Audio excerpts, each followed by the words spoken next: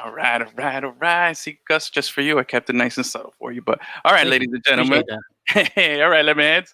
It's your boy Larry Fresh, aka Edwin. Also, with my one and only friend here. That we're okay. Let me start all over again. I'm getting mush mouth again. All right, back to the start. It's Edwin, your boy, aka Larry Fresh. We'll do it like that.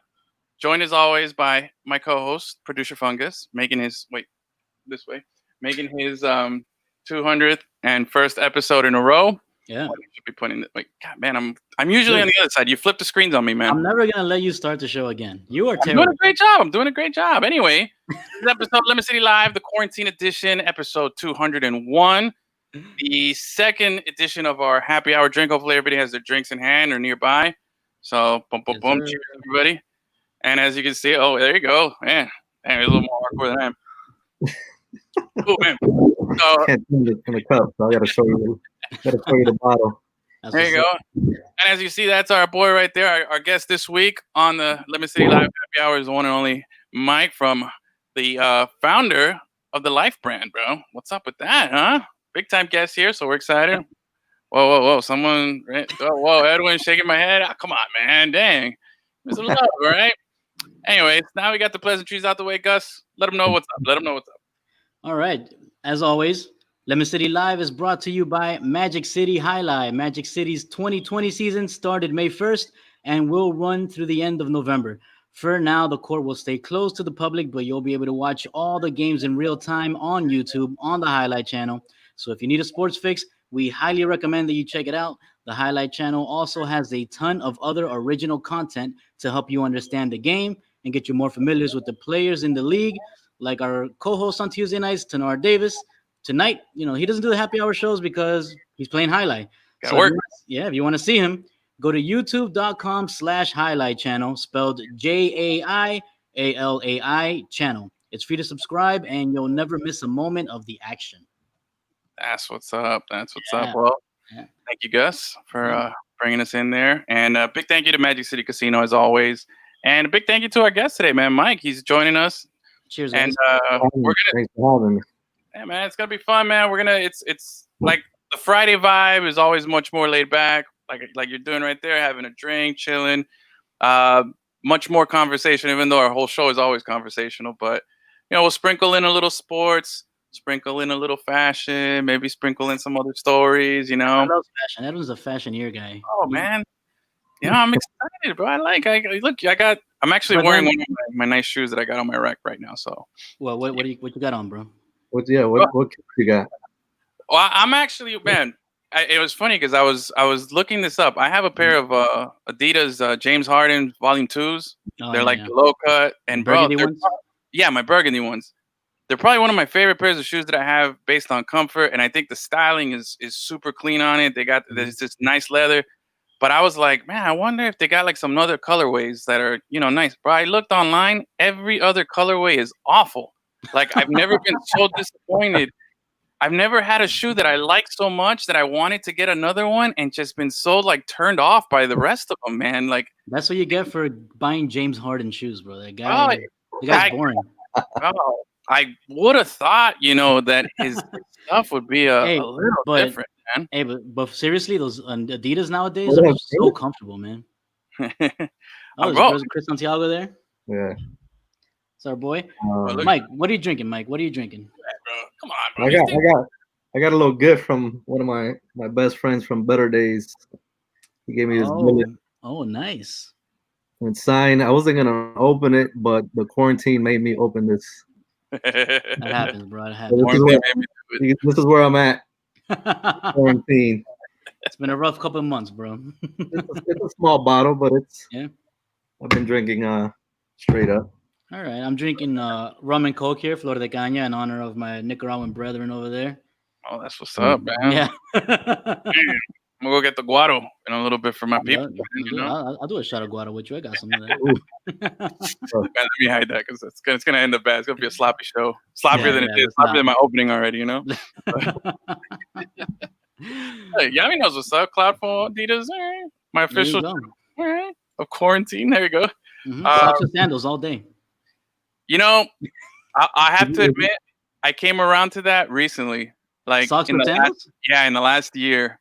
I caught myself. I always swore. I was like, "No, bro, I was always like, "No, you can't do that." It's like that's no, whether it was cheap or low class or just like I was whatever it was. I always made an excuse not to do it, and I'd You say didn't it want was to be Chusma, bro. Chusma. yeah, you know, chomeria. At Yeah. the crib? About But that life. to be chilling at the crib Even Yeah, at bro. the crib, man. I always right now. Exactly. Me too.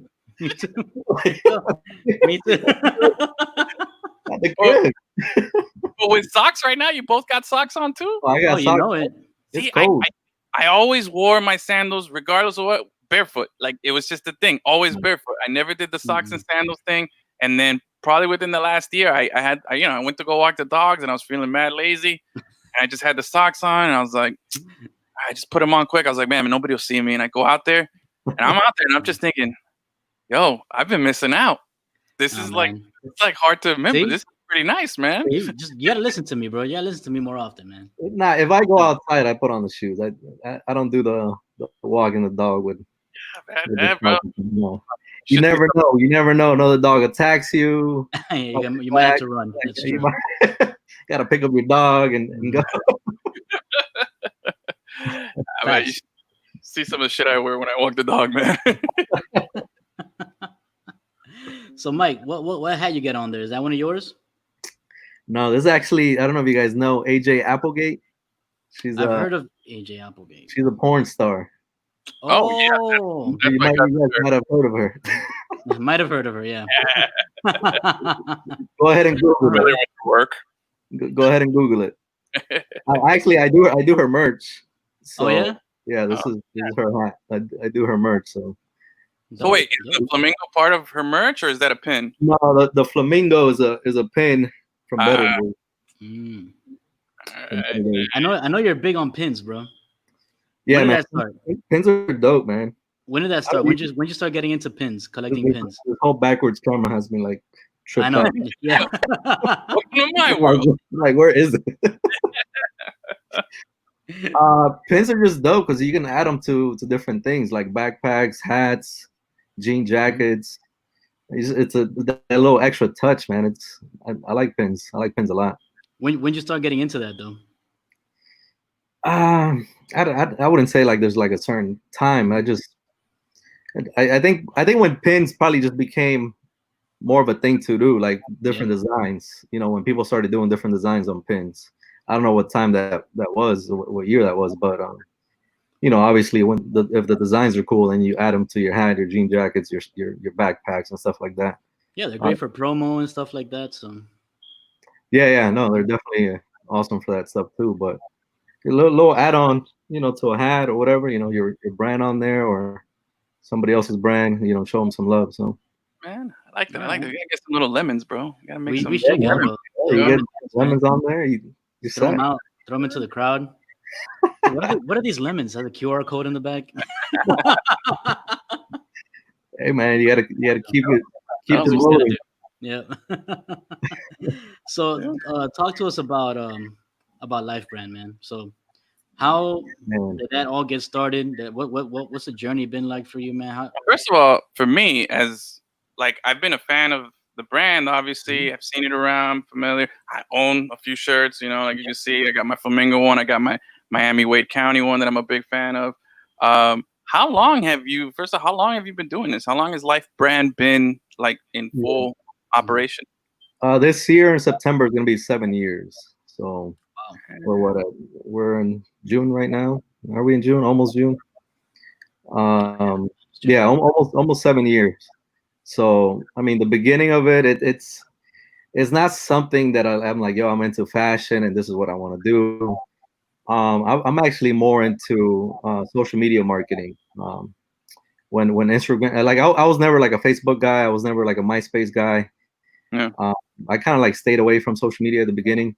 But when Instagram kind of like came out, when Twitter came out, it really intrigued me. Especially Instagram was more like photo based, like really intrigued me to that aspect of Instagram. Like when I first started, I joined Instagram when it was 2011, so it was still pretty new.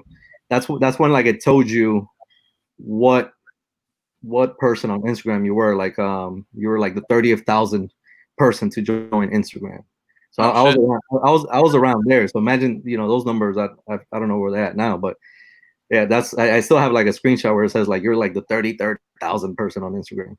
No matter how long that's been. So it kind of like intrigued me where I'm like, this is a cool tool. This is like more of a creative space. I was never like really into Facebook, MySpace. MySpace. I never got into it, so I don't even know what that really looked like. Oh, bro, I can tell you all about it, man. I was super into it. Everybody was a software engineer. And then Actually, I was one of the first people on MySpace. Like that, like, kind of like your story. I don't know if I was 33,000, but you know, I don't. Well, back in the day on MySpace, when you look at your friends list, it would list it by who was the first one on MySpace, like who had been on the service longer.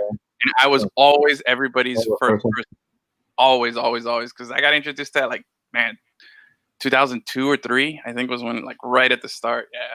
But anyway, continue. That's just trying. Yeah. So I mean, I got into, you know, that social game in 2011, and then like Twitter became more like, you know, basically who you want to follow, whether it's a comedian, news, whatever. I followed comedians and a few like news stations and like sports, which that's pretty much all I follow anyway. Still. But no, man, I created it and it became like a really cool creative space. I was in school at FIU. I was working for aviation at the time, like right before that, for about 4 years, and then I decided to go back to school. So I went back to school, kind of like finished that up, and I started learning more a little bit marketing. But like they're still doing like the old school marketing of flyers and email blasts to work, but I'm saying like kind of like the old mindset and billboards left and right and all that stuff. So like I started like reading ahead, like to see what the power was of Instagram, what it's gonna change, what it's gonna look like. So I started like looking into that, and I went from like not really liking marketing to really enjoying social media marketing because of the creative space. So I took that, and I was in school. I needed internships. And this all like kind of like led to interning with Channel 7 Sports, interning with FIU, and I kind of like being around sports and kind of like that whole space. I posted actually not too long ago after the lockout when we had the big 3, and like that first, you know, first interviews or whatever. And I'm there like behind like Rachel Nichols, like holding the mic for Channel 7, like I'm like, oh, we're here. So I have that photo, like it's pretty dope. So I kind of like started taking photos there and getting like behind the scenes of practices and like what they allowed us to do on that space. Man, so that's cool, man. Let me talk about that with you for a little bit, because I didn't know you had that background of that's kind of like that's what we do, you know, at Lemon City. We go to the games, we put our microphones in front of these athletes' faces and hope they say something cool to post. You know what I mean? I did both ends of that. I did it with Channel 7 where I was on that side, and then I did media relations. So I did both sides. So I got to see both sides, you know, dealing with an athlete and then like kind of like the other side. Which one is your favorite? That's a good question. Probably neither. Neither. So you didn't really like that aspect of media. I'm not a huge fan of the media side or whatever. It's, you know, I mean, yeah, you got to take care of your players and all that stuff, but like it's not that fun. Everybody thinks you're around athletes and it's so fun and like they're your friends, or like it's not that fun, to be honest. Oh, we know. We know it becomes work, and you're like, oh shit. Okay. And then the whole thing with I thought highlights was gonna be like a super cool thing to like be doing, like, you know, putting highlight package together and all that stuff. And for like regular networks, you know, they give you what, a minute or whatever it is, 30 seconds, probably less. I don't remember by now, but it wasn't fun. Like it's like, all right, this clip, like, cool. Great story, bro. So like that didn't really intrigue me. I really thought I was gonna like that side of things, and it didn't really get me. And then I got into marketing. Like I like that part because I get to be creative with all the student athletes, and if I was in the pros, I'll get to be creative with pros. So I like that side of things instead of like the media and in that side of things. But I enjoy this part. So yeah, I kind of like took those routes. I learned from both sides. I learned all that stuff. I became a graduate student at FIU for marketing department right after I graduated. So I did 1 year of grad school. At that same time, I was building up my Instagram. It was just basically like a picture blog. You know, I would go like behind the scenes stuff. The Miami Heat didn't have a page. A lot of teams didn't have a page, so like they would come see my stuff. You know, I had Dwyane, LeBron, like the Wise following me, so they would come to my page to see. Hold on. That's a pretty humble drop right there, bro. Yeah, it's LeBron Wade and the Wives following me. You know, like hold on a second, yo. The thing is, the Heat didn't have a page yet. Like, like I was way ahead of that game. I'm like, yo, this is dope. This is what people want to see. I'm like, this is what I want to see. I'm a sports fan. Yeah. So when I started seeing that growth, I was like, yo, this is pretty cool, man. It turned to a picture blog. From a picture blog at that time, you know, Instagram didn't have that many tools either. You know, Instagram, what it was back then, it's the tools we have now. Instagram are far beyond now. Before, just kind of like post and get followers. That's it. That's all you can really do. Yep. I think they had like 4 filters. Yeah. They had all the terrible filters and all that stuff. But whatever. I mean, people just wanted to see different things they never seen before. So I took that, and at one point I was like, man, I wonder if I can design something and make some money. I was a grad student. I was broke. You know, I'm working at FIU. You know, to get my school paid for. I'm doing the brand like full time at that time, like kind of like starting off. So I did one design. It was right after the Heat won the championship, LeBron's first championship, and he said about damn time. And I ran with that. I put it on a T-shirt with a trophy. I'm like, let me see if this sells. You know, I had like 40,000 followers, and I started getting a few orders. And I was like, oh shit, this is fucking cool. You know, the first thing you do, and you get a few orders. I was like, oh, that's pretty cool.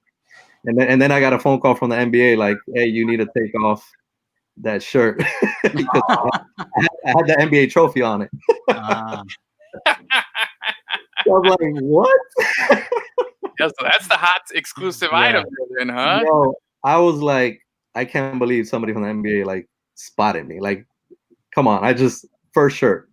So you're thinking you're like one of those guys outside the stadium selling those T-shirts and shit, and you're knocking at your Instagram door. What the fuck?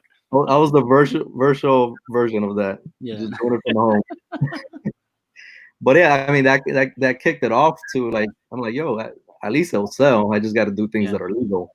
So that opened up your mind to that opened up my mind to actually what happened was my business partner now, he reached out to me through Instagram, and he was like, hey, can you save me one of these?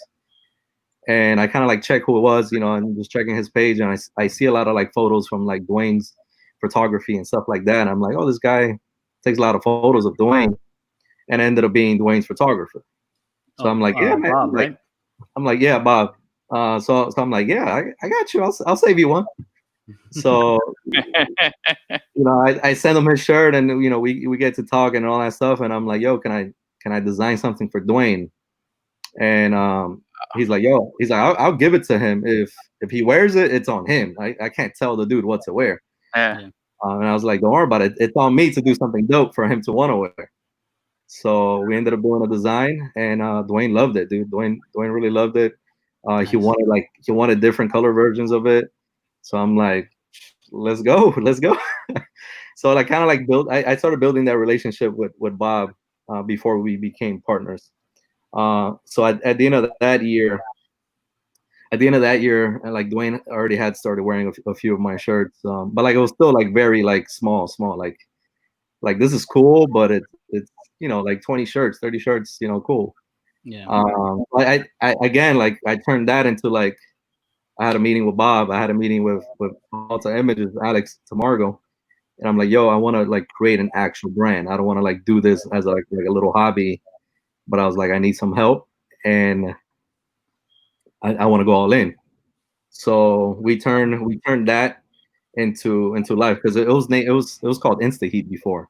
It was just a blog. It was just like picture blog of like hoop players and stuff like that. So we turned that into LYFE, because we wanted something positive. We wanted something, that can relate to different people's lives, whether you're in sports, whether you're an artist, business kind of like person. Still got my note to self. I'm wearing that right now, bro. Oh snap! Nice. So kind of we took that whole mindset of like, yo, let's take this serious. We'll design stuff that Dwyane could like and could wear, and then we'll design stuff that the city of Miami would like. So we took that mindset, and we've been lucky that Dwyane has liked our stuff. Like, he doesn't have to wear stuff that we give him. He wears it because he likes it, and we've been able to design some pretty cool stuff with him. So that relationship started there, and then that's year one. Basically, we're in year almost 7. So the relationship we have with Dwyane now, it's super cool. I'll hit him up like before, like when LeBron left. You guys remember? Obviously, everybody remembers. But when LeBron left, Dwyane still wasn't signed. Yeah. And Dwyane came. The way Dwyane announced that he was signing was with our shirt, "My City, My Home, My House." Nice. And that, to me, that was like, and then that's the first time he tagged me personally, and I was like, "What?" Like, yo, my phone's blowing. That's what's like, up, man. Is like that my battery was going like low? I'm like, what the? Damn, man. That's crazy. Man. Is But, that the shirt? Is that the shirt that like put you guys on the pedestal? You think? No, the shirt that put us on the pedestal. We did the Heatles shirt. Oh, the Heatles, yeah. When LeBron was here, so we did the Heatles, and the Heatles was insane. Like, we couldn't stop like moving that shirt. Like, we're like, all right, print some more. I'm like, all right, print some more. All right, print some more. Did you guys struggle keeping up with demand for that? We didn't. We actually didn't. I wish I wish we can go back in time with the platform that we have now on Instagram, because now you have stories, you have ads, you have all that stuff. So I wish I had that back then. Back then it was just like post and whoever buys. I wish we had those tools now, because I would forget it, bro. Yeah. all you would see on Instagram is Tito. But no, it was awesome, man. Like, our print shop is very professional. They've been around for so many years. They do like really, really big companies like Walmart and stuff like that. So they're ready to go, like, no matter how big an order is. Yeah, we've been lucky to find a spot like that too, because that's also kind of like part of growing your brand, like finding the right space where to print your stuff, where to ship from, and all that stuff that are going to give you quality and take care of your stuff. It's not like, oh yeah, we got your stuff this week or next week. Like, we've been through all of that, like at the beginning. Like, it's mom and pop shops. Trust me, I'd love to support, but like, you got to get our stuff out. If not, I'm not gonna exist. Yeah. So that's kind of like how we got started. But the Heatles and My City, My Home, My House were major part of the beginning. Man, I think I got my Beatles shirt at did you guys sell them at Cool J's? We did. Yeah, we did. Yeah, okay, that's where I got mine. Yeah, because I was like, I used to have them, but I fucking messed it up. Yeah, I think they reached out. I think they reached out to us. I'm like, hell yeah, man! How many you want, bro? How many you want? Let's go. Yeah, the Heatles shirt was something major, man. That's something that, like, I mean, we're proud of. The Heatles, My City, My Home, My House. It's a message. Miami-Wade County that we do with Dwyane. Yeah, that one's iconic too, man. Yeah, so we've been lucky to do some pretty dope, Miami related shirts. Yeah, man. Like, I've heard you said that you've been lucky that Dwyane liked your shirts, that shirts have been popular or whatever. But man, a quote that I always like is, "Luck is when opportunity meets preparation," and you guys were just ready, bro. The opportunity was there, and you guys were there to meet that demand. You know what I'm saying? Yeah, I mean, Dwyane's not gonna do everything for us. I mean, he could wear it, and other guys could wear it, but I mean, you got to put in the work. You got to design stuff. You got to be creative. You have to. I mean, I did 3 years of LYFE Brand without any other job, 100%. I would go to the print shop, learn the process of what it takes to print. I would go to the packing. I'm like, yo, what's the process here? I learned everything because I need to know how fast my thing's gonna get out or who's taking care of it. What's the whole process? The print shop is one thing that a lot of people don't realize what it takes to print a T-shirt, especially T-shirts that have a lot of colors in them. That's a whole process, dude, and to do it right and for shirts to last, that's definitely a whole process. So I learned all that stuff there just by asking questions and learning from the guys. I mean, it's already been 7 years, but no, man, it's definitely you have to put in the work 24/7. You got to come out with designs that you don't put out. You have to think of campaigns. You got to network. You got to network left and right, bro. Like without networking, it's social media. That's what it is. Yeah. Without that platform too, I mean, it's tough. I mean, guys have done it obviously, like in the past, selling out of their trunk and stuff like that. Yeah, masterpiece style. Yeah, and this is we got a box of fucking shirts in the trunk of the car that we're always trying to pedal. So this is that style, but through your phone, yeah. Especially at the beginning. So. Well, good thing is you don't have to worry about peddling it on Instagram anymore like that. You know what I mean? The people are looking for it now. They're after it. Yeah. I saw you guys release the new Tua shirt or the second different Tua shirt today. Yeah, we released the second one. Obviously, Miami team stuff. We tried to give something a little different. We do a lot of black shirts. Yeah, I'm a fan of that. You see us three wearing black shirts for a reason. Exactly. You're slimmer, bro. Strictly while I wear. So we did a second version of that. I mean, dude, that dude he has the number 1 and number 3 selling jerseys, I think. No, 1 and 2. Oh, 1 and 2. Yeah. That's nuts, bro. So I mean, that tells you alone how much people like them. So yeah, I'm like, hey, let's do another one, bro. All right, sure. You gotta hit him up, man. Hit him up. But Mike, let's talk a little bit about you growing up down here, man. You're a South Florida guy. You're a Miami guy. You went to high school with Gus over here.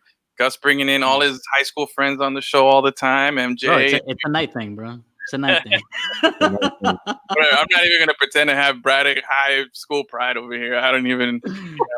I'm not about that. But you grew up down here, man. You're a local guy. Were you also a local sports fan, or were you like some of these other transplanted friends or fans that have? I live in Miami, but I like the New York teams. We all know a few of those guys. But what's your sports background going like? So it's funny because I'm not from Miami. I was born in Nicaragua, but I grew up here. And I grew up in a building of 6 apartments. There's one building, Lower Havana, and a lot of Nicas. We all became family. I grew up there for 10 years in that building. I'm part Nica. I went to Ruben Dario. So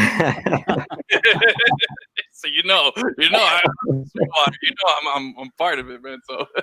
So it's funny because like the building, 6 apartments, but there's a bunch of young guys like my age, and my brother's 10 years older than me, so like his age, like family members and cousins and stuff like that. The story behind me becoming I'm not a Miami fan, to be honest. I'm not a Miami Dolphins fan. So sorry to disappoint. I'm actually a 49ers fan. Okay. I got my Kaepernick jersey. I was gonna wear that tonight. It's funny because the way I picked my team was, everybody had their team. Like I didn't want to be like somebody else. I'm like, somebody was a Bills fan, somebody was a Pats fan, Dolphins fan. I think somebody was like a KC fan or something else. You know Chris? I actually know Chris. I do know Chris, but dude, like I wanted my own team. Yeah. I wanted my own team, and what was on TV back in the day? National TV, the Niners. Yeah. So I was like, I'm gonna pick somebody I can watch. So everybody thinks I went through the glory years of championships, and yeah, I saw one. Mm-hmm. But after that, like, come on, like, I mean, we're in the Super Bowl, we just lost. So I heard. So, but yeah, I became a Niners fan. I was a huge Jordan fan growing up, so I grew up watching Jordan, and I was more of a Jordan fan than a Bulls fan, and more like. Yeah. Like I love Rodman. When Rodman joined that team, dude, I loved Rodman, dude. I thought he was was a character. I was like, this is dope. Like this dude knows what he's doing, what he's good at, and everybody else do score some points because he ain't smart. But, after Jordan left, I kept with the Bulls, but then the thing is, like, they stopped putting the Bulls on TV. Putting the Bulls on TV, I'm like, fuck, dude. I'm like, what am I gonna watch? And obviously, all my friends are watching the Heat and stuff like that. And I became more of a fan of basketball because I'm more. At first, I was more of a football fan.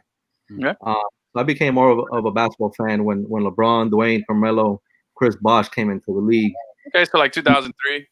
Yeah, because of the hype, like the hype that came in that draft, I was like, yo, like they're not talking about one dude, they're talking about Don't forget Darko, chick, man. Oh, I thought he was gonna be alive.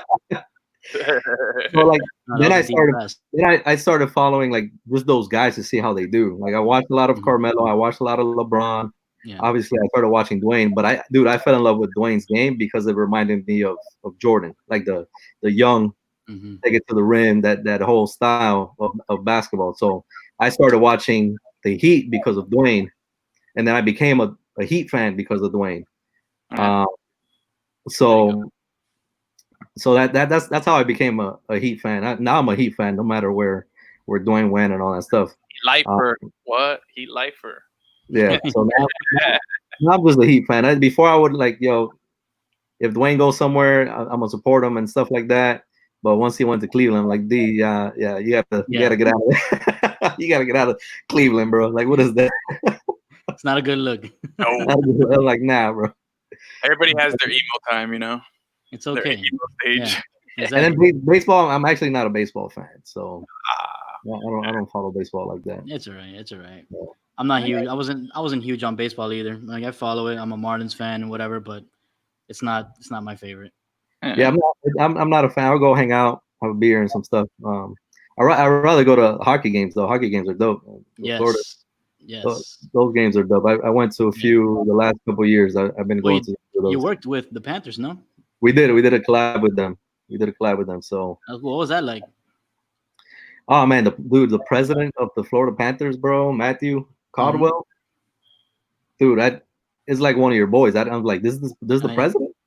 Like you think of a president of a sports team to be like, he is super professional. I'm not saying he's not, but like the way, like the vibe, I was like, yo, this dude is cool, man. This dude is dope, bro. Like, and he's younger, so he gets it. Yeah. And so it was very welcoming, bro. Like he was really, really dope. And I mean, I'll hit him up. I'm like, yo, let's go. We gotta get the team going, bro. So he's really, really dope, man. So the relationship there was amazing. They do a good job of catering to like a younger crowd. They got craft beers and shit like that. So yeah, they do a good job at that. So I'm not surprised that their president is a younger guy that gets it, like you said. You know what I mean? Yeah, he's dope, man. You'll never see him like, oh man, that's he's so serious and stuff like that.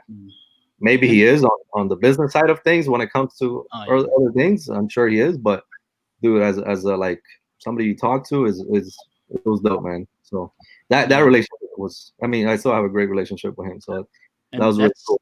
Panthers are the first like actual team that you collabed with, right? Because the rest of your stuff has been more like, you're talking about the team, but it's not an official collaboration with the team. The Florida Panthers was the first official collab, and then the Marlins was the second like official like collab that we did with them. That was dope too. Because they were telling me that Jeter had to approve the shirt, so I was like, yo, I'm getting a Jeter approved. That's cool. That's cool. That is pretty cool.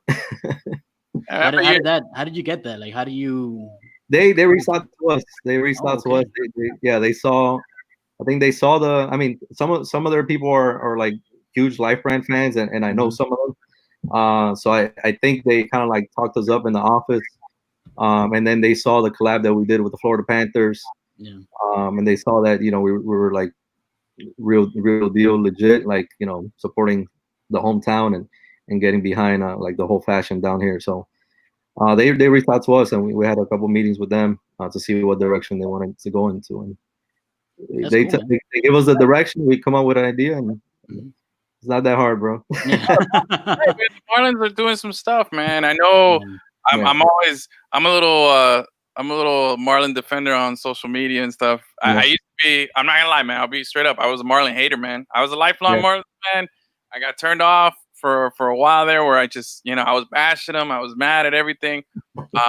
In the last, Edwin literally would go to Marlins game and wear other teams' Oh, jerseys. yeah, He was that guy. He would buy other teams' jerseys just to wear them at Marlins games. Nah, bro. bro. I was like, That's how upset he was. I can't do that. That guy in the outfield in Major League, man. Back up the trucks. I was screaming. What pissed you off?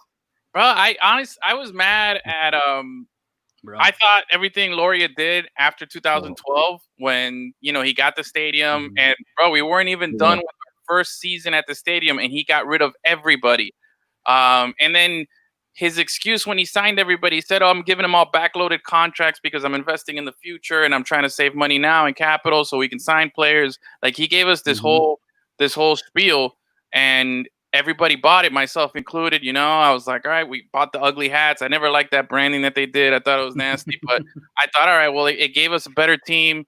If it means having a better team, having a nice new stadium, and I have to wear this ugly shit, all right, fine, I'll wear it, But once all that started happening, like the fact that we got into July and we were already dumping, we dumped, what was it, Jose Reyes, we got rid of Mark Burley, we got rid of everybody, and I was just like, yo, wait a minute, this is a hoodwink, man.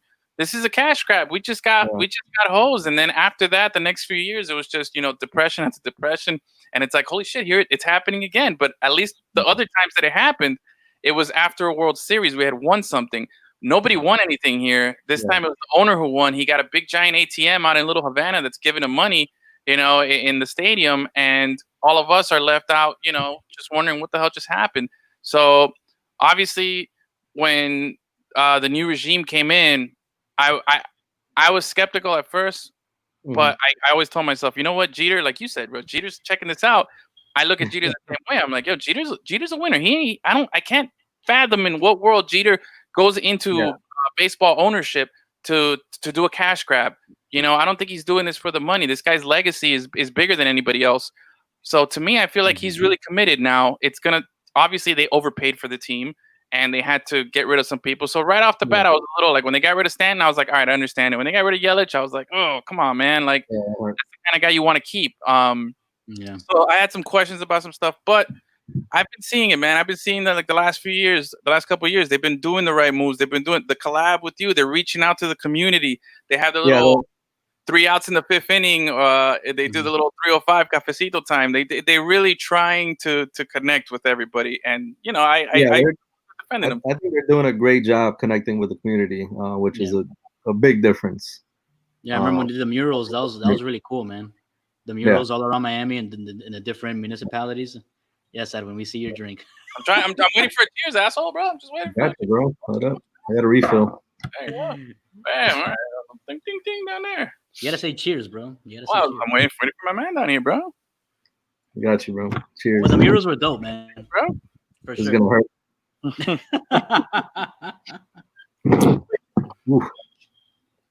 So yeah, I agree. The Marlins, they are doing a good job, reestablishing themselves in the community and building that brand back up.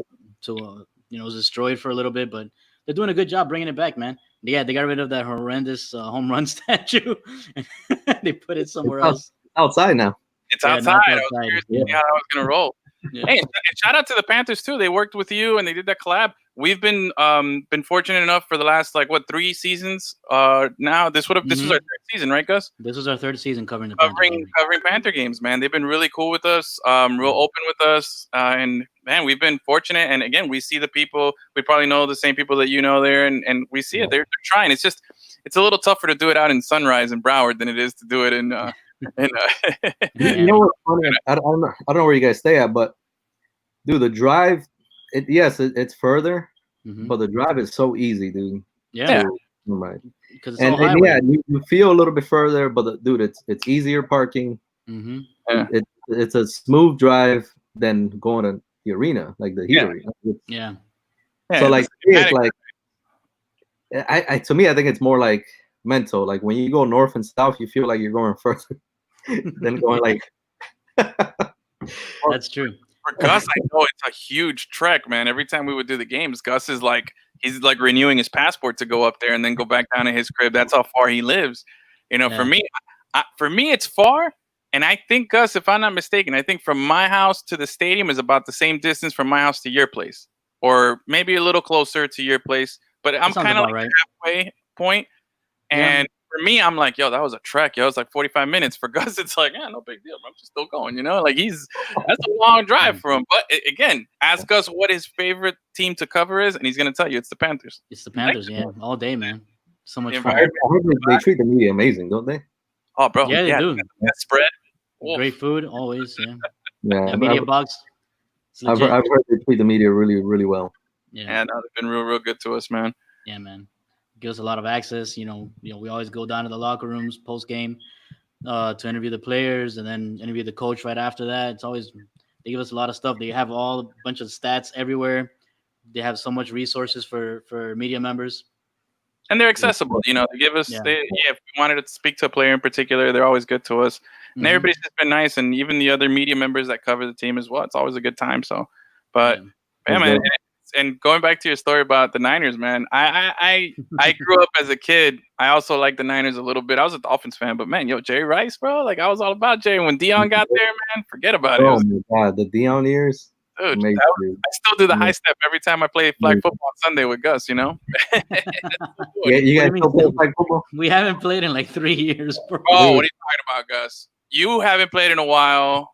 It's maybe been like a year. No, bro, it's been longer than that. I promise you. Okay, well, we played for almost 10 years straight every Sunday. We played for a long time. It just so happens that how long ago did John move to Orlando? That's kind of like where it it disbanded a little bit.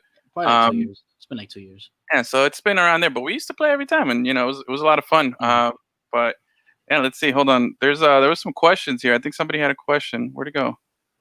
I don't know. Hold on. I thought I saw one from Wally. Oh, here we go. How's being a semi-activist on social affected your business? That seemed like a pretty intense question there, so I just wanted to get it out of the way quickly.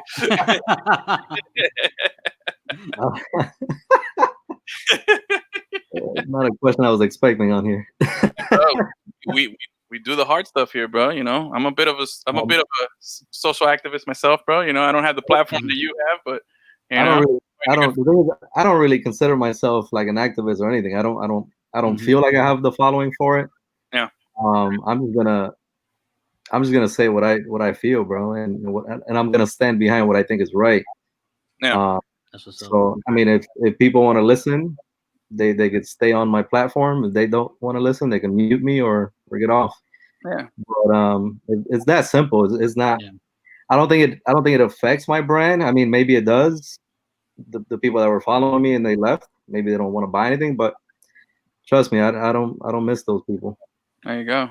Yeah, I think it's always good to be connected and be aware of what's happening, man. This is a crazy world. Like right now, there's freaking people rioting, you know, and doing all this stuff, and you should be aware of what's happening. And if you have something and you feel compelled to it, that's why I love.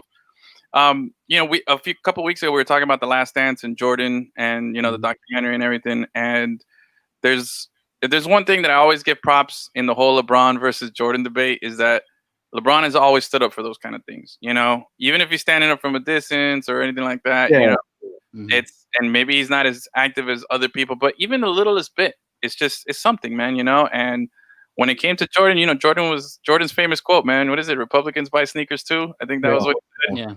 Yeah. It's true. But the thing with Jordan, I'm not gonna give him like an excuse or anything. But the thing with Jordan, like from what I learned from that documentary, is that dude didn't want anything else to do but besides win at basketball. Oh yeah. Oh yeah. And it's a lot easier to be an activist now with social media than back then. At least I would think, because now you can just tweet something, you're like, oh shit, and he supports this. Yeah. So it's easy to say that, through LeBron, and LeBron does. I think he does a great job using the platform. And LeBron and his people, they do it. He doesn't just get on and tweet or whatever. They wait also too for the right platform. I think it was 2016 when him, Melo, CP, and Dwyane went on to the ESPYs. Yep. Yeah. So, You got to be smart about it, and do the platform they have there is bigger than their social media. exactly. Yeah. And Yeah. and yeah, they have It's big very social media. calculated. Yeah, they're very calculated, but at the same time, like you can do it on social media, but you also got to take advantage of the platform they're giving you on TV, and you're there in front of all your peers and all that stuff too. So you got to put pressure on them too. So um, as far as like being an activist myself, I don't consider myself an activist. I just say what I feel. Well, you got some people supporting you there, and so you're doing a good job. The other thing too is where I came from. My mom came to this country kind of like when Trump was saying build the wall and all that stuff. We did that in 85, 84, 85, almost 85. My mom did that with her two sisters and 5 kids. So like you don't have a choice but to try to risk your life. Yeah. And people will never understand that. So they're lucky not to be put in that situation, I guess.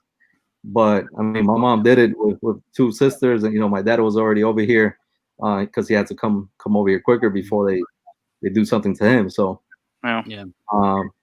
it's easier to say things like, how do you put your kids at risk, trying to flee like Mexico and other countries, but you don't have a choice, dude. Yeah, man. I think, and that story that you just shared about your family is resonates with a lot of families down here, because we are a melting pot of South America, Central America, all worldwide. Basically, we're an international hub down here. So you're gonna see a lot of people that have been through similar things. My family, I'm pretty sure Gus, if he doesn't have anybody directly, he knows people that have been through it. So we all at least know someone like that. But it has been, we can all relate to those things. But I don't want to change the vibe too much. I always like a good in-depth conversation, but at the same time, dude, you're our guest, man. I want to make it fun. I want to make it happen here. And I gotta know, man. I gotta know this. This is the one question I had circled here. I said, this is what I gotta ask. All right, tell us, man. With all the success and all the doors that LYFE Brand has opened up for you, man, what's been the one coolest moment for you that you're like, yo, did this really just happen? Did this door open up for me because of what I did? Like, Give me that dope moment where realization hit you like that. Dude, the dopest moment that we've ever done, at least to me, was Dwyane Wade's retirement party at Hyde. Yes. Just what was it, February or January? Yeah, when they retired his jersey. When they retired his jersey. Yeah. I think it was March. No, it was March. Yeah, March 22nd or something like that. I think it was. It was early. Early March. It was right before the lock. Oh yeah, before the lockdown. Before the lockdown, it was like the week before that. Yeah. So early March. Yeah, early March. Dude, to host somebody's retirement party of that stature, as far as he's the greatest athlete in South Florida sports history. I don't think there's any doubt about that. The fact that I've have a relationship with him, the fact that we've done multiple cool shirts that relate to stuff that he does on the court, or he says like this note to self was something he did, and like a response back to KD. I don't know if you guys remember that, but this was because of that, something he did. So okay. Just kind of like going along his career the last 7 years, to finally like be able to celebrate that, and everybody be in a great mood. Everybody's just happy, and it's a packed venue, and everybody's drinking, having fun. But dude, to hear back from like Hyde like the next day, like, yo, people are mad they couldn't get in, and I get it. Like, people want to be in there. Yep. But dude, like, just the vibe that place had, it shook that building. Like, it legit shook that building. That's what's up, man. man. Yeah, man. Part of this story, like, just how crazy that place was. Nick Arison couldn't get into Hyde. They had to go get him. Okay, I don't feel bad now that I couldn't get in now. So if Nick asked me to get in, then okay. I was gonna complain. I wasn't gonna say anything. I was there, but now that he didn't get in, I feel okay. Who was denying him entrance? Security. They told security, listen, if you didn't pay to get in here, if you're not part of Dwyane's team, you're not getting in. And I mean, it's why didn't he fire them? Hyde is a separate than the arena. Like they don't own Hyde. But they had obviously they went to go get him. The GM went to go get him, and it's funny because I'm at the table and Dwyane's like kind of like right here with Gab and his people, and it's packed, dude. The place is packed, especially like right on us. And some like younger kid like is like bumping into me, and I'm like, who's this guy? He's trying to get through. It was, I guess, one of Nick Harrison's like friends, but he looked young, and I was like, yo, who is this dude, yo? You're like, back up. Back up, bro. Like, give me some space. Nick Harrison's trying to get through. And I was like, what? And I look behind him, and it's full suit, like Nick Harrison trying to get through. And I'm like, oh shit, my bad, bro. Let me try to help you get him through. He still didn't make it to Dwyane's table. He was 6 feet away, bro. He was social distancing. I think he took a shot with everybody, and that's it. Like he's like, all right, this is too crazy. But just that whole celebration, I think, is the biggest moment because you get to like reflect on the stuff that you've done with him. I mean, the other one I think is the whole fact that like he announces, he's coming back with the My City, My Home, My House shirt. Just because one, that was really unexpected.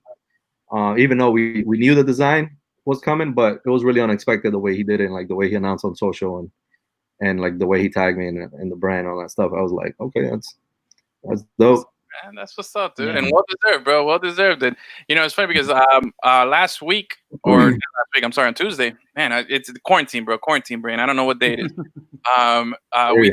We just hit our episode 200. It's episode 201, but for us, 200 was an episode to reflect and stuff. So that's why I wanted to ask you, because we were having this conversation amongst ourselves on Tuesday as well. I mean, obviously we haven't hit it as big as LYFE Brand, but we're proud of what we've done in our short time. So and what's to come, and again, continued success. And you bust your ass, you work hard, like you said, you took on a completely new venture here when it came to t-shirts and clothing. And not only did you do something great, but you learned all the aspects of it. You like you were talking about the colors and how much work goes into it. I was joking around, but yeah, we've made shirts too, and it was a 2-color design with 2 silk screens, and I was just like, yo, this is a lot of stuff. I could only imagine when they do these crazy things, dude. When you were talking about that, I was like, yo, I know exactly what he's talking about. So and then from packaging and shipping and all that stuff, dude, it's a lot of people think, it's easy, just slap something on, And the thing is, nothing's ever going to be perfect. Like the whole process, nothing goes, 100% perfect. You try to get there. But you just got to understand, like, as much as perfect you want to be and like have everything perfect, somebody's going to get mad at you, whether their package didn't arrive because USPS didn't deliver it. Yep. I mean, I wish I could deliver it to your door, bro, but I can't. But yeah, I mean, things happen, bro. It's just learning along with it, though, and talking to people, because the first email you're gonna get is a pissed off email. Yeah. Where's my fucking package? And I'm like, first of all, I didn't know you didn't get your package. Let's start there. Let's backtrack. I got a little customer story, because I purchased this shirt and my Dwyane Wade County one during the Christmas. You had I think it was Black Friday or around the Christmas time. You had the craziest time of the year. Yeah, so I figured you guys had a bomb ass sale, so I was like, I'll snag up a couple. I totally kind of forgotten about them because in the season and everything, and I was like, oh shit. And then I'm like, wait, I thought I ordered these shirts, and I was like, I went on, sent an email. I was like, hey, is there any tracking? And then like right away, like, hey, yeah, we're working on it. It's been, just hang tight. And I was like, damn, whoa. Like when you get that nice little personal touch and you feel like, all right, he got me. It's definitely that time of the year is the toughest, dude. That time of the year is the toughest, because we try to give out like the best sell that we can do for everybody to have a piece of our brand and represent. Because at that point we just want you guys to have it. We want the customers to have a piece that they can gift and all that stuff. So that point during Christmas is more like, it's kind of like us giving at the end of the day. But at the same time, we still got to go through the avenues, whether we got to produce some hats or produce some shirts. So like, it's easy to be like, oh, this hasn't gotten here in 2 weeks.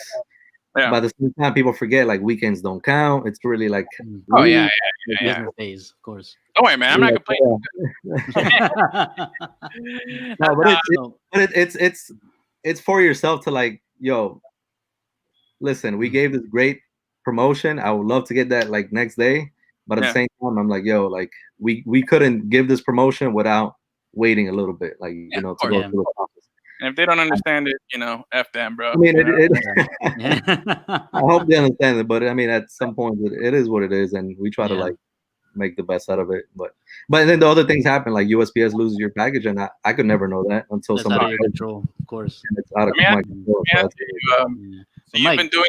Oh, Gus, go ahead. You go. Yeah. So we've been talking about all this cool shit that you've been doing with LYFE Brand, but you also run social media for FIU athletics, right? And we've seen like the turn that FIU athletics social media has taken. Like you guys are doing a bunch of cool shit over there. So how has no problem, man. So how has working with LYFE Brand or working on LYFE Brand and learning and all that stuff, how has that affected what you do at FIU? Like, do you implement some of that stuff? Yeah, no, for sure. Like our giveaways, I design and create our giveaways, and we've seen lines, people waiting, and you know, at FIU we struggle getting fans. Yeah. So when it comes to basketball season, we could do like a dope giveaway. The first time I designed a giveaway, my first year there, you know, I had to. First of all, you know, your boss is a little older and all that stuff, so they don't get the whole fashion and all that stuff. So you have to gain their trust on that side of things, because they're spending money. You know, they're spending budget on something that may or may not work, and I got to tell them like, yo, this is gonna work.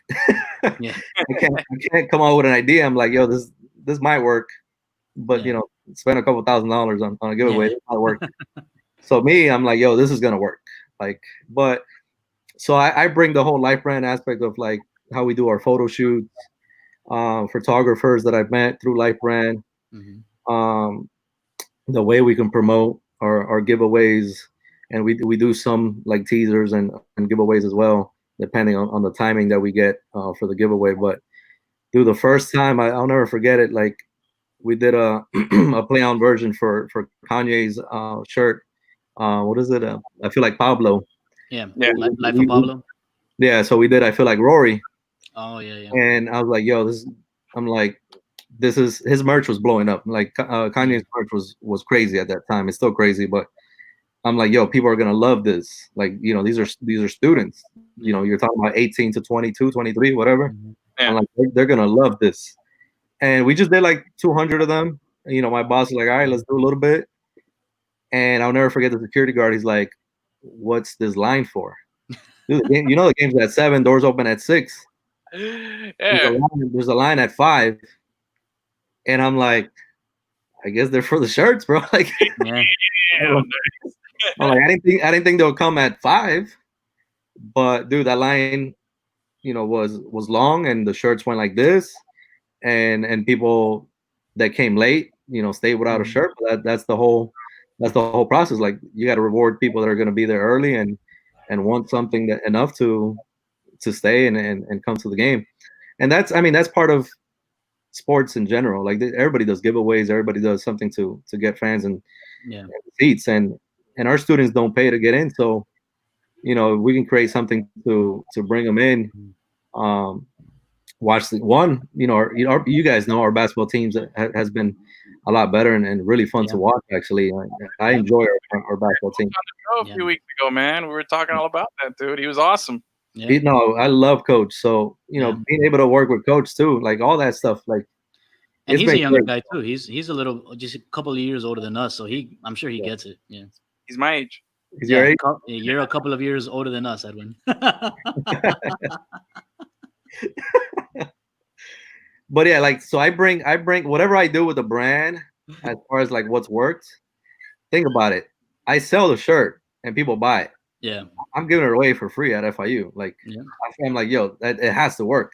Exactly. So we've done some giveaways that have worked really well, and we've been able to pack the house. You guys seen it? The FAU game, like, it was the most people we've had in there, and that has to do with like just the whole campaign. I created Rory Day, as a thing to like add on to like the whole aspect of the event. I mean, people love Rory. So it's all branding. It's all branding. You gotta know what people love, whether it's a design, a font, a saying, Rory. At the end of the day, you try to put all those things together, and you're gonna create something pretty cool. Right. You mentioned that your big thing that you like is like the whole marketing, social media marketing, and thinking of those things and those concepts and everything. Yeah. That's what it is, and it's a whole nother science, man. Gus and I, Yeah. sometimes we feel like we're kind of understanding, and then the whole formula changes, and we're like, oh shit, we have no clue what we're talking about. But it's an ever changing thing, bro. But if you figured it out and you found something that works, you can definitely be successful. Look at yourself. I mean, you were on top of it early, and one thing is, like you were like you said at the beginning, 30,000 person on Instagram. Yeah, you were fortunate that you were on it early, but just as much as you were on it early, you've maintained. You know what I mean? And that's a bigger testament of like the hard work that it takes to stay relevant, especially when you're something small like that. We pride ourselves that us here at Lemon City, that we've been, we started off literally 3 guys talking into a laptop with no microphone, and now here we are doing this, having you on the show and doing these things. So again, you learn as you go too. You learn as you go, and you also got to learn from other people. I mean, I read books from Jeremy Darlow as far as like marketing goes. Like he's my favorite dude to like read. And then as far as like fashion, I just watch, what other guys are doing. Bobby Hundreds, Nikki Diamond, Staple from New York. Like Fresh. Like watch what they do, bro. Just watch what they do. They've been doing it longer than you have, and then you adjust to your version or make it a little bit better as far as you can do. But no, FIU's been great because I graduated from FIU. I did grad school for a year and I left, but I was able to come back as a social media manager when they reached out to me. So I'm able to do LYFE Brand and FIU, and FIU is so dope, man. Like I enjoy growing something that I went to school there. It's not like everybody talked about UM, and obviously UM is the national big brother brand, but at the same time, like, bro, it takes time to build a brand. Like, it takes time to make social media look professional and make people believe in your brand. So that's the route that I took FIU. I mean, it's gonna be 4 years with FIU, and to make it look the way it looks now, I got to give a lot of credit to like the photographers that go there and intern with me or volunteer, or I can hire as freelancers. But at the same time, you have great people working with you, man. I've seen a lot of their work individually. Those people. Those dudes are great, man. Yeah. And to be able to bring other people in, like, I don't just do like the social. Like, my input is all over FIU when it comes to like the intro videos, like posters and the way things look. I try to, I'm not the marketing director, but I try to like give my input to like, yo, this may look better than this, or like check out what other schools are doing. Like, other schools have more resources, so you gotta pay attention to what everybody's doing. I mean, I watch Clemson all day. Their social game is insane. They have a staff of like interns lining up, waiting, to go shoot. So, and I was watching a little behind the scenes on, I think it was the Ohio State social media and how their team runs, the football program, how their social media team works. Dude, it's a staff. There's like multiple people there. And you doing it. I used to do it for Broward College. I was a social media guy there, and it was just me, like trying to come up with everything at a community college. You know what I'm saying? So, and it's a lot of work. When I got to FIU, I knew it was only me. Like, I didn't have a chance to get interns, so I had to go to practice and shoot, edit, post, all that stuff.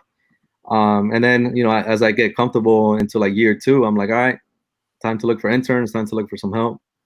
And you got to look for some quality too. Like, it's great to give, everybody a chance to like learn, but at the same time, when you have a small staff, you can't teach 24/7 when you're there. You got people, you need people that can do, or they can bring something to the table. And it doesn't have to be, ultra creative all the time, but somebody that's willing to dig deep and look at for new social media, like all the Twitter and all that stuff is it's been around, but like, what's next? Like, TikTok is the other biggest thing, and I hate TikTok.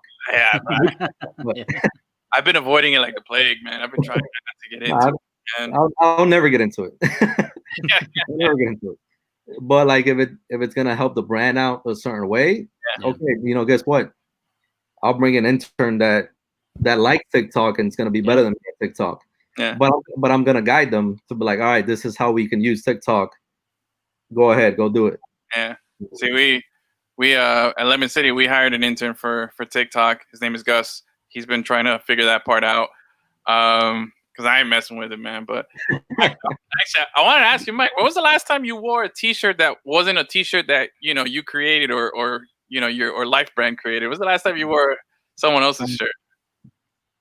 Besides FIU? Been that long. Right? The whole closet's just got to be nothing but your own stuff now. Huh? Just I don't buy somebody else's brand unless it has like a real deep message. Yeah. And the other thing too, like, I know what a T-shirt costs to make. Yeah. I'm like, I'm not paying $50, $60 for a T-shirt. Yeah. Even if, I could love it, but I'm like, nah, I can make that. Wait, what size are you, man? We got to get you a Lemon City shirt, man. We got to get you a extra large, bro. I'm trying to get back down to a large, bro. I've been running. All right, good. We got Gus. We'll get him a 11. Make it happen. We'll make it happen. But no, my thing is life all day, bro. My nephew went through high school with just LYFE Brand, 4 years of LYFE Brand. That's awesome. And I didn't know until his like senior year, till like towards the end, he was like, Theo, people make fun of me because all I wear is LYFE Brand. I'm like, ask them if they want a free shirt. I bet they don't turn it down. Yeah, for real. Nice. Real quick. Right there, bro. Real quick, they're gonna want it. I'm like, ask them if they want a D-Wade shirt. For real. But not just to think about that. Like, I mean, obviously, I'm gonna wear my brand 24/7, bro. Yeah. It's funny. I'm not wearing it now. That's the funny part. At home, I'm just chilling with like a black shirt. Like, this is black shirt. So what's next, man? What's next for LYFE Brand? What do you have cooking? What can we expect? Dude, it's it's a great question because of the pandemic, pauses everything, kind of like changes direction for your brand. To be honest, like, this is not a year to like look to like make profit or do something where it's like, all right, like we're having a bad year. Everybody's gonna have a bad. I think I read this, like, everybody in fashion is gonna have a bad year. The important part is, how are you gonna stay connected to like the community? Obviously you can still drop designs here and there, but we paused like our collections. We went a completely different route. We wanted to just watch what people were doing, how people were feeling. We started like giving away some masks through like World Red Eye. We did a collab with them as far as like giving away masks through like our own material, like the shirts that we had, like extra. Yeah. So we done stuff like that, and just like having that message, especially at the beginning of all of this, having that message of like, to stay safe, stay connected to the community, and look out for each other, because we got ourselves to look out after, and if we can do that through the brand, as far as like putting the message out there and like making people care about each other, I think that's the goal this year, to make sure everybody's in the community is looked out for. And we've been able to do that with like giving away our masks. And like now, like our collections, most of our shirts come with like, basically a free mask, just to give it out there, as far as like, you can buy one if you want, but at the same time, like, we have like new releases that bring a mask with it, and it's not like an extra cost or anything. It's just, just to make sure somebody's covered, like, because you never know if they don't have a mask, or like they need extras. You never know what people are going through. Yeah. So that the next step is just taking care of this here and making sure the community's good. We'll probably do like a collaboration with Better Days, which is my favorite bar. Yeah. Yeah. Because I mean, they've been shut down, until now. Recently, they're opening up.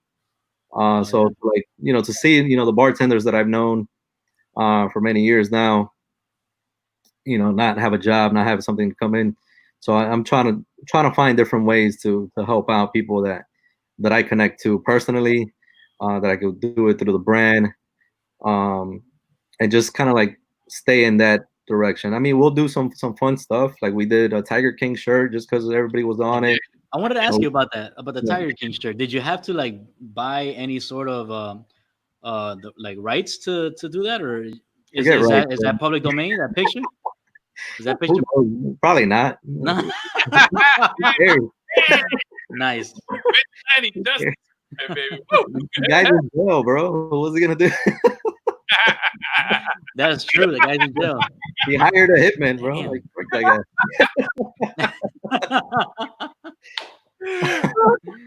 Oh shit! That's right there. Dude's in jail. What's he gonna do? Maybe we'll see a Panther King shirt at FIU. It's just something fun to do too. Like, everybody's watching it, everybody's like making fun of it and all that stuff. And it's just something fun to like put out. Like, people are gonna remember next year or the year after, like when they wear it, like, yo, remember when this shit, like we're just at home watching this shit. Yeah. Bro, when the pandemic first hit and there was no sports, we had to do an entire show about Tiger King. Yeah, we had to do it. Reluctant. I hate everything about Tiger King. It's like a car wreck. You have to look at it. It's horrible. Everybody involved in that show is an awful person. There's except people. But my business partner were like, "What are we doing? Like, what shirt? What are you talking about? What shirt do you?" He's like, I saw that. I binge watched it. I was like, "Yo, this is crazy." Yeah. But I was like, "Yo, we got to do a Tiger King shirt. Like, it's just ridiculous." Yeah. I'm actually on the website right now. I was looking at the. You guys are not drinking enough, bro. Well, I'm come on, Gus. Come on, Gus. Like, I got my little... right but no, man. I mean, it's right now it's focusing on this year. Like, looking past this year is just silly. Like, it's not worth it. It's more about now.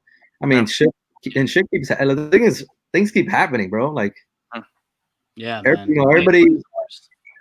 Now it's like, are we gonna do a shirt that can support, the community to bring everybody together as far as like when it comes to like equality? And we've done that in the past. Like, we've done, build bridges, not walls. When Trump was talking about all that stuff. Yeah. So we've done it before. It's not anything new that we would go that route to like make sure everybody's together. And represent something more powerful and like a meaningful message where whether people want to buy, to wear and that represents them, their view, or for us just to do it because that's what we believe in. At the end of the day, I don't care if I sell 5 or 100 shirts. This is what we believe in. Yeah, we're gonna do it. That's what's up, man. I'll give you a little pro tip here. Just throwing this out there, But if you haven't done so already, I would be on the phone with whoever that, is representing Tua, bro. That should be your next Wade, man. You saw Wade. True. Wade came out and said, he had that tweet to say, the last time Miami picked a guy at number 5, it worked out pretty well. That sounds like a shirt right there, bro. I'm just saying. Shirt right there. You hit up Tua, you say, hey, bro, come on, man. He's already gave you the blessing. Come on, join us. See, Edwin, you didn't listen. When he was talking about building bridges, he meant from Wade to Tua. We'll get in contact with him. Bro, yeah, that one, bro. It's a good one, man. But I'm actually I connect with the stuff. What this shirt that I like, it's just, man. Besides the fact that it's got this beautiful flamingo on the back, but the message on it, I like the design, the vibe. Gus has got his Miami Vice throwdown shirt. I always love the connection to anything local. That's always a big plus for us too. I used to live up in Virginia. I wish LYFE was around when I was in the Navy, man, because when I was in the Navy, like 14, 15 years ago, when I was in, there was like, I was always striving and looking for something like this, like something that I could connect with and that I could like, because I felt, I felt out of place living in a different city for 4 years. We kind of get that now. A lot of people from Texas, Cali and all that stuff. We get that, like, yo, and people connect. I represent here. Yeah. I think the closest like Miami vibe shit that I got that wasn't like, you know, a dolphin shirt or something like that. I don't remember. It was a weird site back in the day, and I found a T-shirt that had like an orange cone on it, like a traffic cone, and then they put a little ñ on the top, so it was like coño, you know. And I was like, oh shit!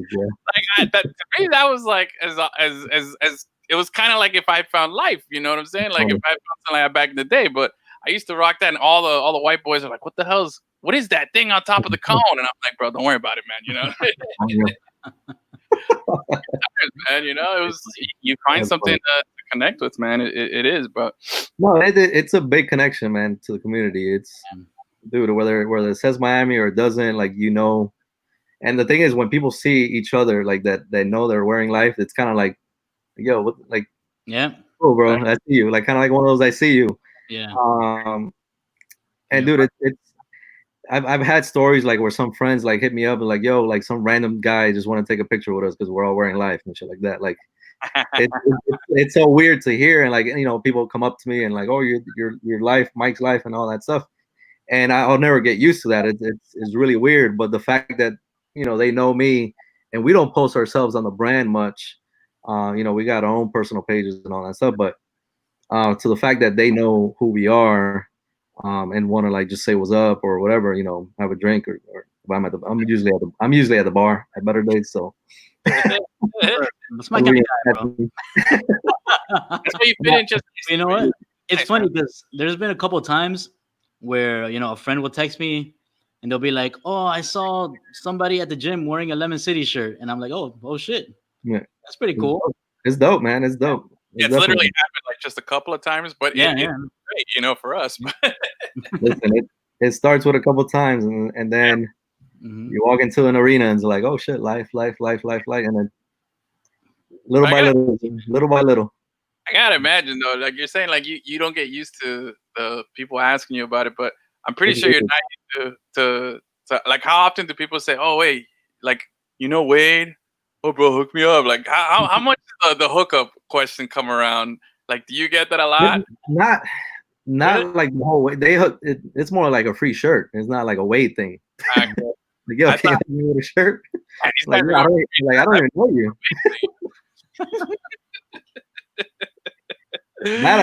that I get all the time. Like, yo, like, I can't give everybody a free shirt, but yeah, bro. You know, check out, I'll give you a discount. all right. Yeah, discount work. Yeah. If Nike gave me a discount, I'll take it. Yeah, man. Shit.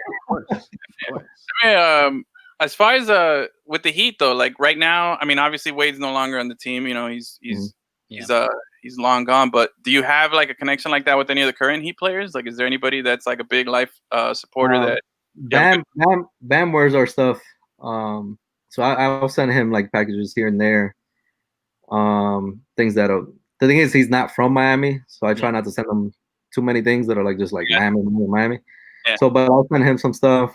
Tyler Hero, we actually made two. We released one of his shirts. He liked both of them. So we'll probably do stuff with Tyler down the road for sure.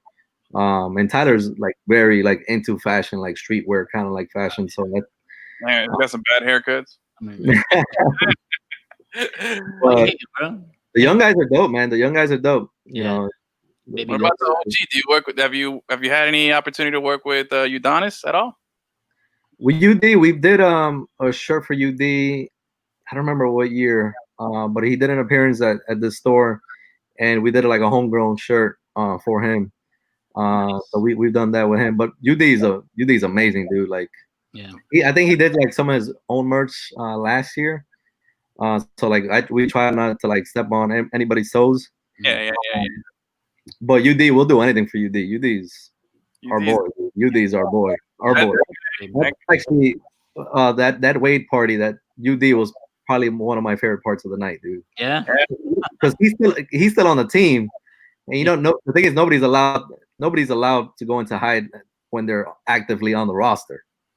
But UD goes into hide, and we're drinking straight from the bottle, like. Yeah. He's got a special own set of rules, bro. He's just he got his own rules, especially for Wade's party. But of course, dude, when I saw UD come in, because I was like, there's no way UD comes in. I'm like, maybe he does. But when I saw him come in, I was like, fuck yeah, because he's drinking straight out the bottle. He's like, yeah. He looks at me like, Mike, we need another bottle. And I'm like, yo, we need another bottle. Dude, you I remember, and when they had that little round table, what was it, like that sit down talk with everybody when they brought out Zoe and all those guys. UD was a little lit, bro. He was.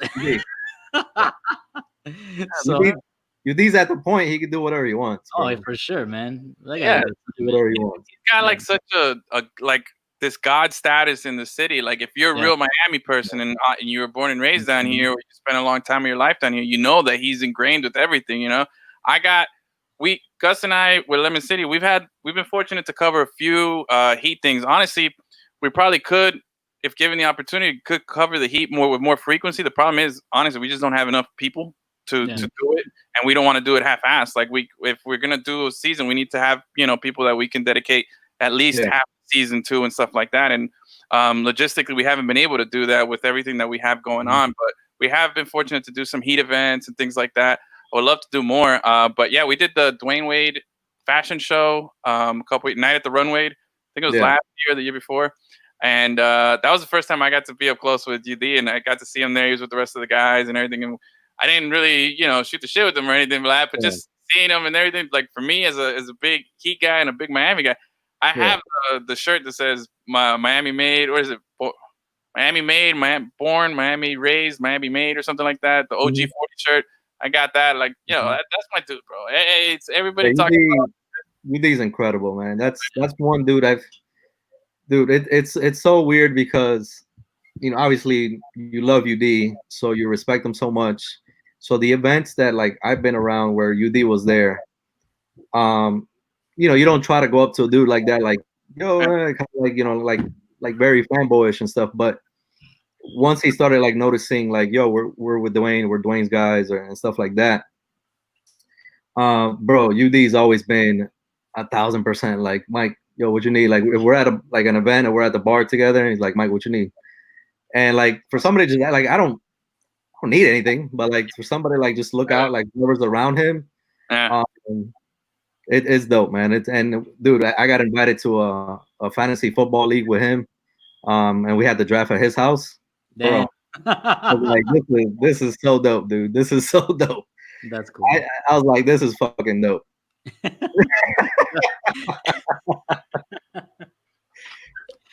So like, imagine, man, that's gotta be a cool experience, He left. Yeah, that's too much for him. He's it's a cool experience, dude. Because at the end of the day, I'm a fan, right? I'm still a fan. Son of a bitch. It's a couple cool things that have happened. So, dude, like to talk trash with him for if I'm playing him that week on fantasy football. To see him at the Hyde party, and to see him like other like little events, like that. He's always been the same. Like he's not gonna change. It's really dope.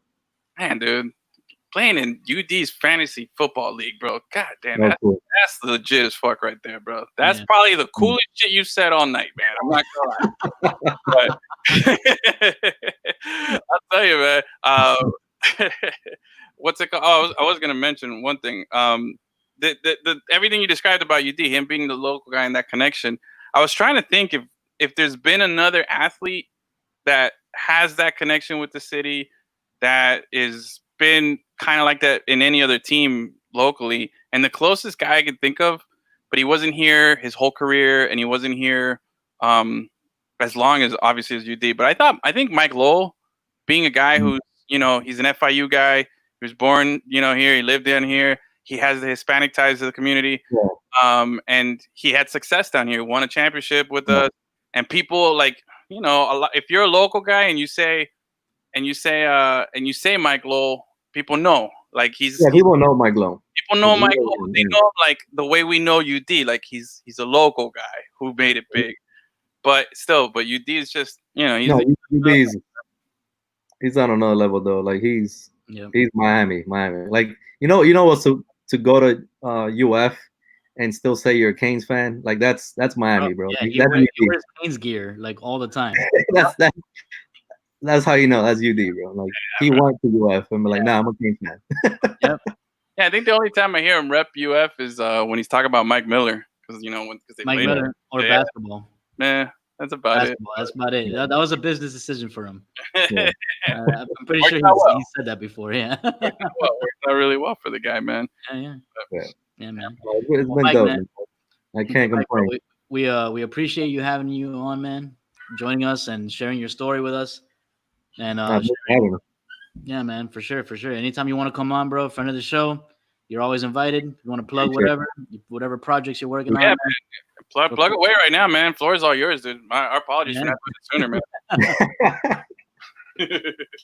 man. Just follow LYFE Brand, bro. Follow LYFE Brand. Don't follow me. I'm not that interesting.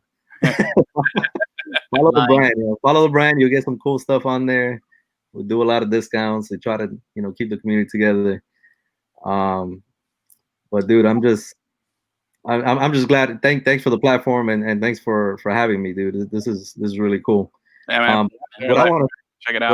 What I want to see is how much drinks you got left. Yeah, I'm about to kill it. I'm ending the show. I'm probably getting myself. These are all shots, basically. Pretty much what I'm drinking. Mm-hmm.